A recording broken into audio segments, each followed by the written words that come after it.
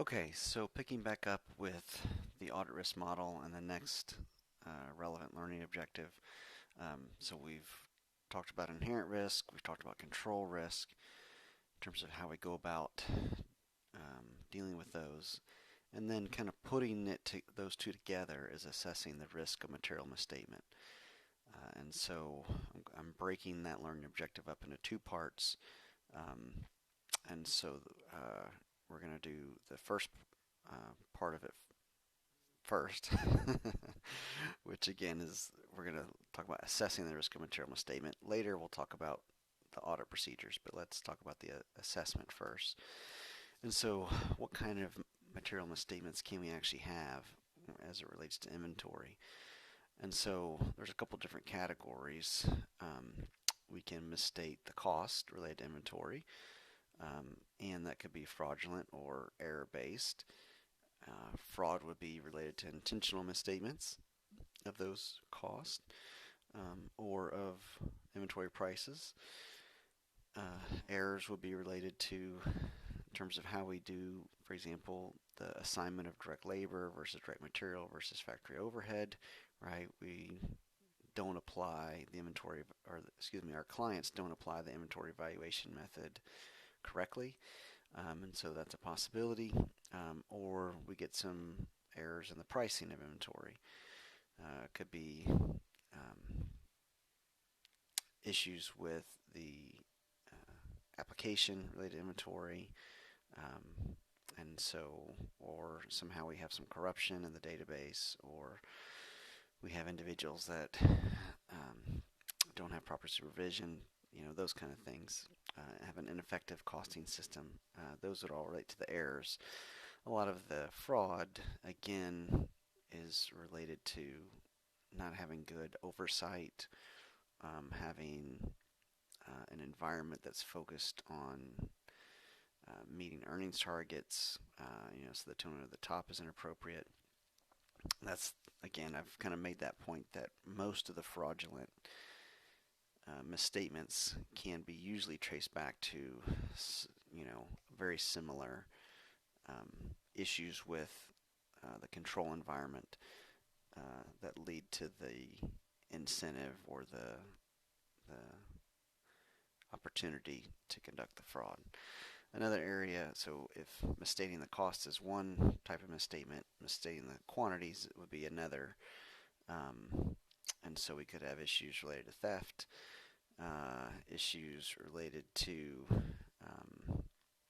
how the audit is might have been predicted by managers. And so if you have a lot of different locations, auditors are going to sample in terms of what locations they visit, and so possibly if managers guess that ahead of time, they may be able to manipulate quantities in those other locations as far as relative to what is there and what they actually record.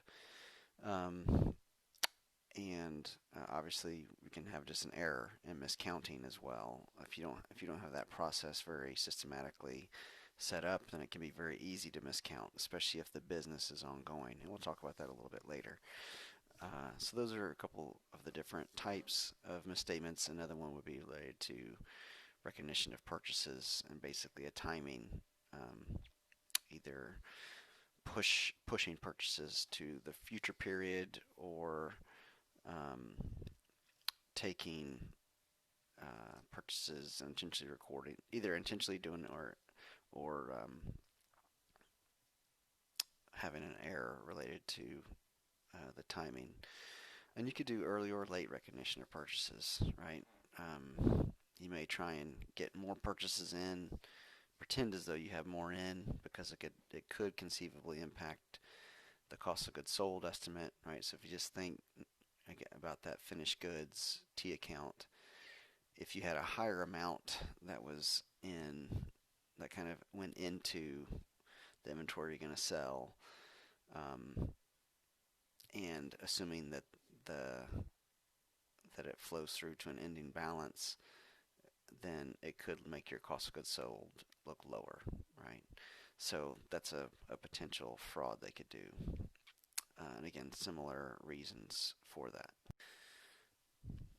Okay, so kind of moving on to, again, now we're thinking about in our audit risk model, we've assessed the risk of material misstatement. Now we need to manage our audit procedures, or we need to manage our detection risk by designing our audit procedures to meet the level of risk that's acceptable, right? Based on what we have that set audit risk.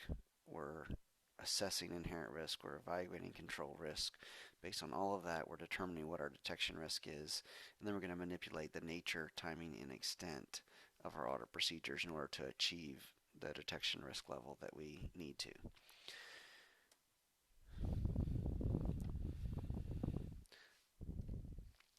And again, we have control testing and substantive testing, right? And so technically, this initial, we have an initial level of control risk that's just based on the design. Remember, we talked about that planned control risk versus assessed control risk. And so we technically need to do our control testing first, and that really kind of falls more under the control risk, even though it's part of that learning objective.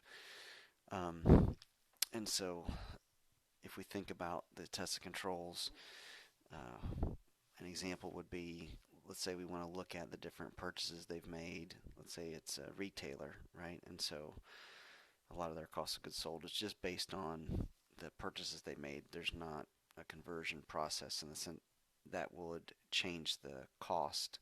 And so, okay, let's look and see, were the purchases, were they authorized? Were they verified for accuracy, right?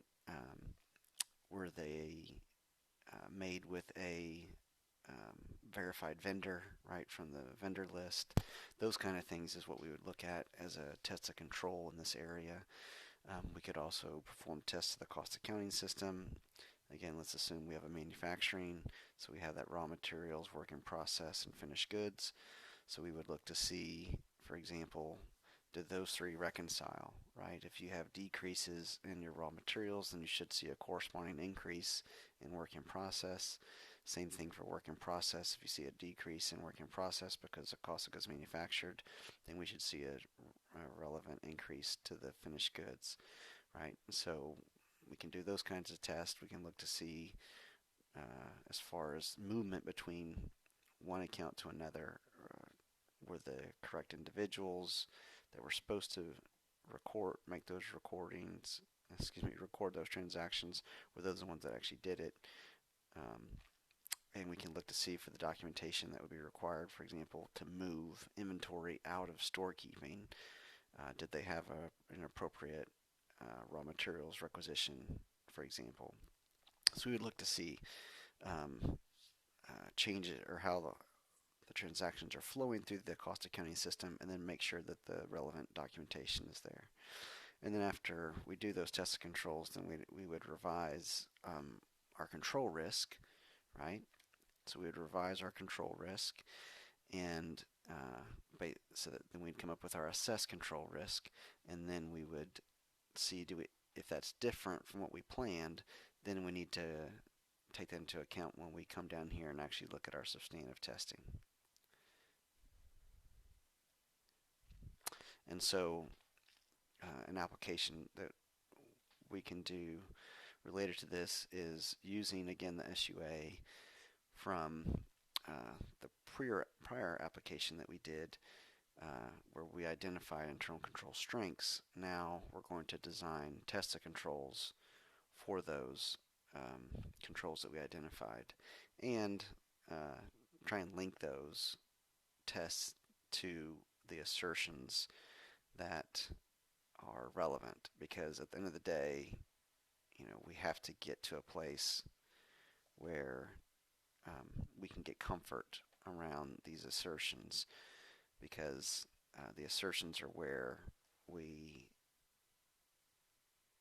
get comfort around the process to create the financial statements, because we can't possibly get to a place where we have tested every single transaction that the firm has, right? And so we have to feel comfortable about the process, and so that's why we care about the assertions. and then we're going to apply those assertions to each of these transaction cycles to get audit objectives, and, and we want to make sure all of our tests can tie back into those. And so looking at some examples of controls we can do, or we would look at, segregation of duties is a big one. We've talked about that before. Again, we're looking at transaction authorization. Is it separate from custody? Is it separate from the record keeping? And so we would look to see, based on the functions of the firm, who does what within the firm, and are those important aspects of each of the transactions separated among different individuals or different groups within the firm. And it can apply to a lot of different assertions, especially existence. That's probably the biggest one that it gets to, because it gets to the validity of a given transaction, right? If we have individuals that are doing multiple parts of that authorization, custody, and record keeping, then we all of a sudden we start worrying more about the likelihood that we can have fraud or even have errors. But so existence is probably the primary assertion that segregation of duties deals with, even though it could conceivably impact some of the others as well. A few other items here, using pre-numbered, pre-numbered anything, right? The biggest thing it's going to get you to is completeness. And so we would look for evidence of that, and make sure that that's what they're actually using, because it's very easy,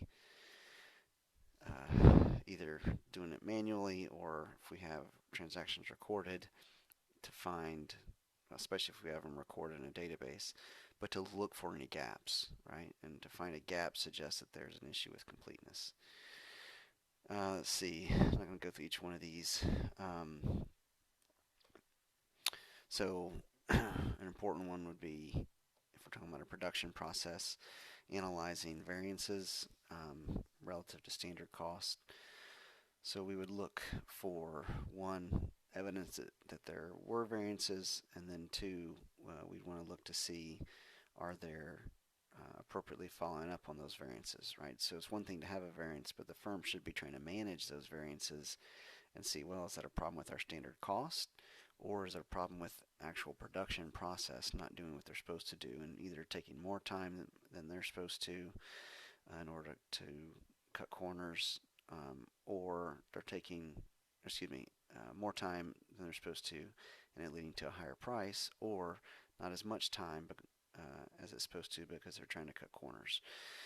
So we would inspect evidence for that. And then we would look for the internal controls and the procedures for actually taking the physical inventory. And at this point, their control, the firm's control, our client's control, is this taking of physical inventory. And then we want to review that and make sure that it's appropriate, because it hits all these assertions, right? Do you actually have the item on hand that gets to rights and obligations? When you're talking about an ending inventory number, right, that gets directly to valuation.